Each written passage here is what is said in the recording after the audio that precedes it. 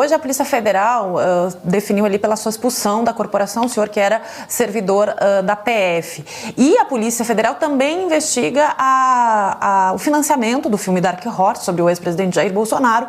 Há uma suspeita, eles agentes da Polícia Federal, investigam se algum tipo de recurso foi desviado para alguma conta do senhor. A minha pergunta é, o senhor teme essa investigação da Polícia Federal e como é que o senhor vive hoje, com qual renda o senhor vive nos Estados Unidos atualmente? Olha, eu não posso dar de bandeja aos meus inimigos e dizer como é que eu vivo, me desculpe. Desde março eu estou sem receber salário, não tenho dinheiro público nenhum, logo não há interesse público em saber como é que eu vivo. Se eu tenho alguma obrigação de abrir as minhas contas, todos nós então temos. E eu tenho certeza, provavelmente não é a sua intenção, mas a partir do momento que eu falar que eu sobrevivo dessa ou daquela maneira, vão perseguir todas as pessoas no momento seguinte para tentar destruir com a vida dessas pessoas. Então eu sobrevivo de maneira honesta. Todo mundo sabe que uma boa parte dos meus recursos veio do Pix, o Bolsonaro falou isso espontaneamente, ainda quando estava em liberdade, saindo de depoimento da PF, que ele fez uma transferência de 2 milhões de reais, dá cerca de 300 mil dólares, dá para viver um bom período de tempo aqui nos Estados Unidos. Então, com relação à maneira como eu vivo, é isso que eu tenho a falar. Sobre o Dark Horse, trato como outro qualquer. Não foi nem com o Vorcaro e nem com o Banco Master. Foi com uma empresa que o Vorcaro trouxe para dentro deste empreendimento, desse projeto. E vale lembrar, muito provavelmente é porque o Vorcaro queria se proteger de nós. Porque qualquer coisa envolvendo a família Bolsonaro torna-se alvo de perseguição. Então, naquele momento, lá em 2024, quando ninguém conhecia o Vorcaro, quando ele estava celebrando contratos com a equipe Aston Martin da Fórmula 1, com o Metrópolis, com o Estadão, chegando até a patrocinar o programa do Luciano Huck na Globo, dentre outros empreendimentos, como o filme de Lula ou do Temer, mas um desses contratos é com o filme Dark Horse. Então não tem nenhuma ilegalidade. Eu fiquei muito, não surpreso, posso dizer, mas eu fiquei perplexo de ver como que o pessoal do Intercept joga no ar que eu tenho uma casa comprada pelo Vorcaro. Aí quando chegam na casa, descobrem que a casa ela não é comprada, não é minha, é uma casa do André Porciúncula que foi financiada numa cidade onde eu não moro. E ao invés de pedir desculpa, o que eles fazem? Não, eles vêm até a minha casa. Mandam um jornalista que tem fotos nas redes sociais com uma pistola, mostrando, olha o microfone que eu comprei, um cara que é acusado de assédio racial, e vem bater na porta da minha casa aqui, sendo que não tem nada me envolvendo, absolutamente nada, só espuma. E aí eu pergunto, ora bolas, isso é jornalismo investigativo? Ou isso é obra do Intercept, que recebe acusações de ser financiado pelo PCC, no mesmo momento em que o Flávio trabalhou para que Marco Rubio designasse o PCC como grupo narcoterrorista? Então, muito estranho, essa energia toda para comigo, enquanto que do outro lado você tem o Lula, que teve encontros com o Vorcaro, que deu conselhos sobre o banco do Vorcaro, do lado dele o Galípolo, que seria o futuro presidente do Banco Central, o Moraes com encontros fora da agenda, a esposa recebendo 129 milhões de um contrato extraordinário, e isso daí acaba sendo comentado, mas ao meu ver é algo realmente, aí sim tem alguma coisa a ser investigada. Não com relação à minha vida, inclusive, eu falo, para fazer o Green Card aqui, eu passei por todos os escrutínios, eu passei pelos mais rigorosos processos, reviraram a minha vida de cabeça para baixo, eu abro conta bancária, eu dou satisfação desde o tempo de antes de entrar na política, e ainda assim os americanos optaram por, num processo burocrático, me conceder o Green Card. Certamente não vai ser essa justiça do STF do Moraes que vai dizer que eu tenho algum ato criminoso. Lá em meados de 2025, quando dá o primeiro anúncio ali do Donald Trump das sobretaxas, do tarifaço, o senhor chegou a chamar um agradecimento público nas redes sociais ao Donald Trump e afirmando, entre outras coisas, em uma nota, que o presidente norte-americano compreendeu ali que parte do mundo político, empresarial e institucional, eles estavam concordando com o que o senhor classificava na época com aquela situação de perseguição judicial ao seu pai, que estava sendo julgado. Agora, um ano depois, tem essa situação de novas tarifas. O senhor ainda agradece o Donald Trump por esse tarifaço? Ranier, eu desafio qualquer um a encontrar algum vídeo meu, um único vídeo meu ou postagem pedindo por tarifas ao Brasil.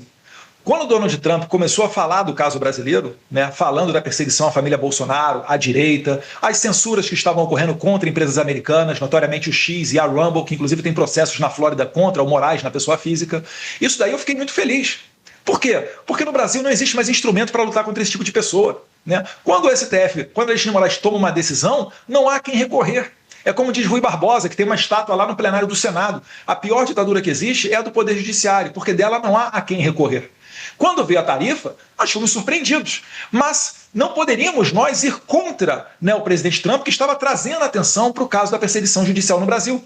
Então tentamos fazer daquele limão uma limonada. Mas o que sempre pedimos foram sanções individuais dos violadores de direitos humanos. E seguimos até hoje fazendo esse trabalho, Ranieri. É claro que tarifas não são bem-vindas, né, porque isso daí acaba por punir todo o povo brasileiro.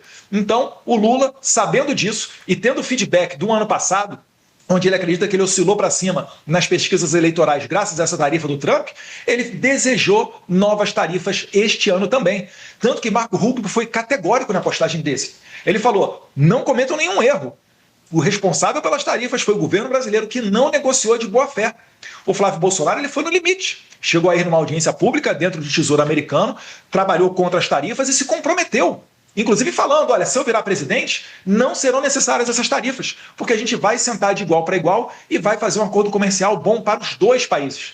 Que é a mesma filosofia do Jair Bolsonaro de 2019, onde ele impediu a sobretaxa ao aço brasileiro, fazendo diplomacia, ligando para o presidente Trump. Lamentavelmente, né, hoje os problemas são outros. Os americanos são categóricos. A seção 301 concluiu que o Brasil merece tarifa por quê? Por conta de censura, por conta de perseguição política, desmatamento, pirataria, ou seja, tudo isso aqui, um pacote criminal que não compete ao senador Flávio Bolsonaro dar uma resposta, mas sim ao governo brasileiro. Quando o governo brasileiro não se compromete em reduzir o desmatamento da Amazônia, em reduzir a pirataria, em acabar com a censura e a perseguição política, onde, muito pelo contrário, eles seguem a todo vapor, criando o Ministério da Verdade para controlar a internet através do decreto do Lula, ou quando o Moraes impede até que os filhos do Jair Bolsonaro não possam ver o pai, porque o Carlos e o Jair Renan não fizeram nada, e agora estão impedidos de ver o pai por 30 dias. Quando isso daí acontece, qual o recado que é recebido aqui pelos americanos? Que é necessário tomar alguma atitude, porque estão se faltando com respeito. E para finalizar, Ranieri, o Brasil segue dobrando a aposta. O povo brasileiro, infelizmente, vai ser sacrificado por ter um governo que voltou à cena do crime. Quando eles me condenam a 4 anos e 2 meses de cadeia, eles consideram que a sanção do Trump equivale a uma arma de fogo ilegal. Porque no crime de coação, qual foi o instrumento que o Moraes alega que foi usado para cometer o crime de coação? A sanção da Lei Magnitsky. Então o presidente americano faz uso de uma lei, a Lei Magnitsky, e o Moraes condena a 4 anos e 2 meses. Isso é dizer, é dar tratamento de organização criminosa à administração do presidente mais poderoso do mundo. Ora, se os brasileiros não abriram os olhos para isso, fica muito complicado. Agora, a gente tem uma esperança de reverter essa tarifa, que é agora, em outubro, tirando o Lula do poder.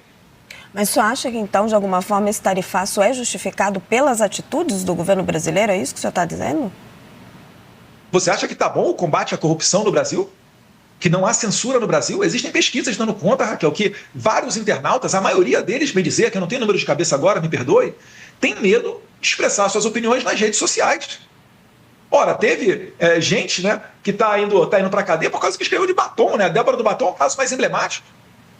Falou uma frase do ministro Barroso, perdeu o mané. Outras pessoas, né, como a Flávia Magalhães, cidadã americana, Moraes expediu uma ordem de prisão contra ela, porque ela estava aqui dos Estados Unidos tweetando. Ora, meu Deus do céu, se isso não é para intimidar, né, toda a direita e interferir no tabuleiro político, eu não sei mais o que é. E esses foram os motivos alegados, né, pelo Tesouro Americano, órgão técnico, né, durante a investigação da seção 301, que demorou mais de 1 ano e foi dada a oportunidade para o Brasil se defender e não o fez. Marco Rubio falou que não fizeram de boa fé. E o Brasil, infelizmente, acabou fazendo, né, querendo, desejando Lula receber essas tarifas. A imprensa norte-americana, desde o início desse segundo mandato de Trump, fala que ele tem, sim, a política de taxa sempre foi uma obsessão de Donald Trump. O senhor citou que o senador Flávio, quando esteve nos Estados Unidos, conseguiu que os Estados Unidos classificassem as facções criminosas como organizações terroristas.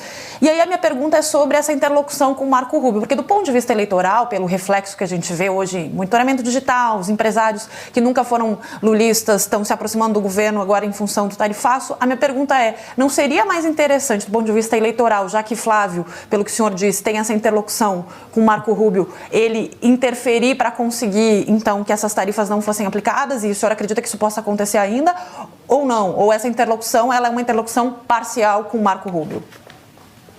Não, nós fomos ao nosso limite, né? O que está debaixo do guarda-chuva do Marco Rubio, né, da Secretaria de Estado, nós conseguimos. O Marco Rubio é que decide a designação dos grupos narcoterroristas, como o CV e o PCC. E ali a gente recebeu o positivo. Flávio Bolsonaro chegou no Brasil, logo depois ocorreu a designação.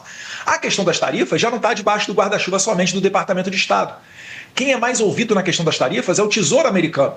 Aí entra principalmente o representante comercial do Tesouro Americano, Jameson Greer, que vai ter uma visão mais técnica, mais pragmática e menos política da coisa. E talvez, não sei, pudesse soar como uma desmoralização de um ano de trabalho da Seção 301 investigando esses problemas do Brasil, de desmatamento, pirataria, censura, perseguição política, medidas prejudiciais contra empresas americanas. Então, nesse sentido, soou mais forte junto ao presidente Trump os argumentos do Tesouro Americano do que propriamente do Departamento de Estado. Foi isso que aconteceu. Não é uma questão de ter ou não ter acesso ao Marco Rubio. Inclusive, o Marco Rubio ele tem sido um grande parceiro. Vale lembrar, que ele também tem a política de revogação de visto americano para as autoridades que promovam censura. Isso daí já atingiu autoridades brasileiras também. Quem sabe a gente tenha outra onda de autoridades brasileiras sofrendo essa sanção, que foi inclusive a sanção que levou o ex-ministro Luiz Roberto Barroso a se aposentar do STF. Então a gente segue com as nossas interlocuções. Agora, o Flávio ele não é presidente. Como é que o Flávio faz para acabar com o Ministério da Verdade que o Lula criou por decreto embaixo da presidência da República? Como é que o Flávio faz para acabar com as ordens secretas de censura que foram promovidas por Moraes notoriamente na eleição de 2022, onde ele mandava o Twitter, recém-comprado pelo Elon Musk, derrubar perfis de direita e não avisar os usuários bloqueados que essa ordem partiu dele, Alexandre de Moraes? O Flávio não tem ingerência nenhuma sobre isso. E esses foram os fundamentos que levaram os Estados Unidos a tarifar em 25% os produtos brasileiros.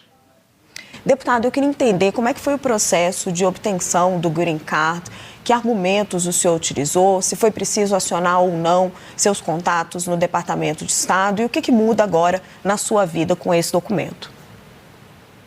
Obrigado pela oportunidade, Raquel, SBT News. O meu processo seguiu um rito normal. Inclusive, outras pessoas já conseguiram o Green Card na mesma modalidade que o meu, em menos tempo do que no meu caso. Inclusive, eu tenho que citar aqui que eu fui fazer 2 entrevistas, o que não é muito típico nesse tipo de caso. Então demorou aí cerca de mais ou menos um ano, consegui a obtenção quando você preenche ao menos 3 de 10 requisitos. Então nesse processo eu tenho que provar que eu sou uma pessoa de habilidades extraordinárias. Então, por exemplo, quando você coloca ali a votação recorde para o cargo de deputado federal com quase 2 milhões de votos, isso daí é algo que realmente te coloca numa posição de destaque. Quando imprensas internacionais repercutem matérias sobre você, isso daí é outro ponto. E assim por diante. Então, segui o processo, tive auxílio de um advogado, fiz 2 entrevistas, prestei satisfação a casos judiciais envolvendo meu nome aí no Brasil, aos quais eu só tenho conhecimento através dos senhores da imprensa, já que eu nunca fui citado.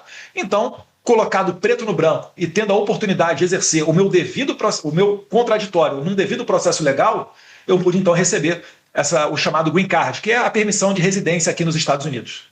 Deputado, foi preciso acionar algum contato político? Teve algo de político nesse processo? E o que muda na sua vida a partir de agora?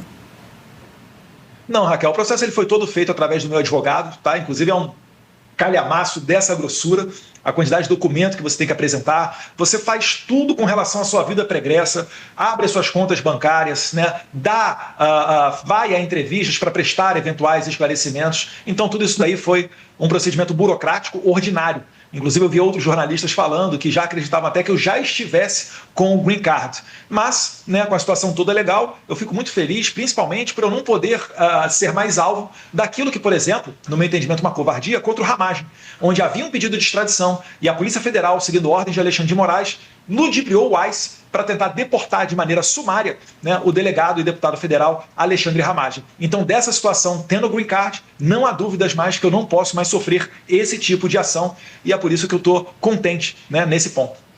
Bom, pessoal, é isso. Chegamos ao fim aqui do nosso recorte, mas eu quero que você deixe aí a sua opinião nos comentários, o que você acha de tudo isso, lógico, para fazer jus aqui ao nome do canal, tá bom?